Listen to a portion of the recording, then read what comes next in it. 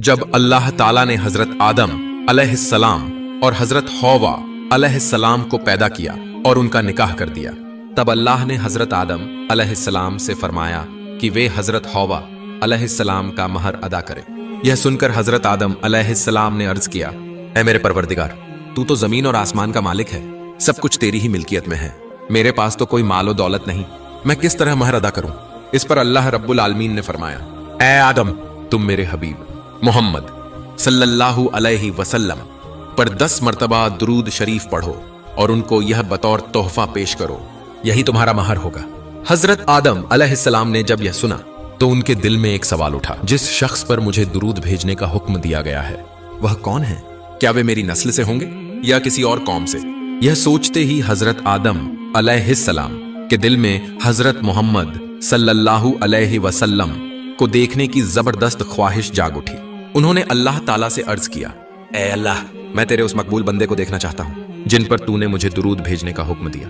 अल्लाह रब्बुल आलमीन ने जवाब दिया, ऐ आदम, अपनी उंगली के नाखून की तरफ देखो, उसमें तुम मेरे हबीब मोहम्मद सल्लल्लाहु अलैहि वसल्लम का मुबारक चेहरा देख लोगे। हजरत आदम अलैहिस्सलाम ने जैसे ही अपने नाखून की तरफ देखा तो उन्होंने हजरत मोहम्मद सल्लल्लाहु अलैहि वसल्लम के नूरानी चेहरे की झलक पाली। उसी लम्हे उनके दिल में एक अजीबो गरीब मोहब्बत और पितृ स्नेह पैदा हो गया। उसी वक्त उन्होंने मोहब्बत से सरशार होकर 10 बार दुरूद शरीफ पढ़ा और अपने महबूब रसूल सल्लल्लाहु अलैहि वसल्लम पर पेश किया।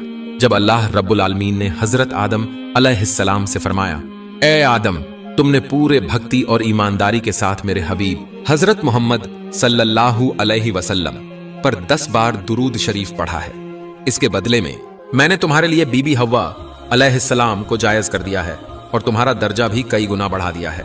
अब तुम और तुम्हारी पत्नी जन्नत में आराम से रहो और जो चाहो खाओ पियो।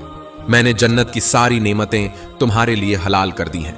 इसके बाद अल्लाह ताला ने जन्नत में मौजूद एक खास दरख्त पेड़ की तरफ इशारा करके फरमाया, ऐ आदम, तुम और तुम्हारी पत्नी जन्नत में रहो, इसकी तमाम नेमतों का लुत्फ उठाओ, जो चाहो खाओ, मगर इस एक दरख्त के करीब मत जाना।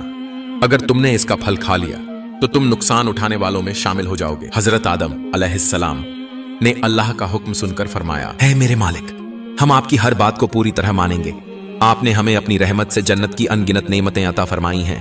हमें यहाँ हर तरह की खुशी और सुकून नसीब है। जब हमें इस जन्नत में इतनी सारी चीजें खाने के लिए मिल रही हैं, तो फिर हमें उस दरख्त के फल की कोई जरूरत ही क्या?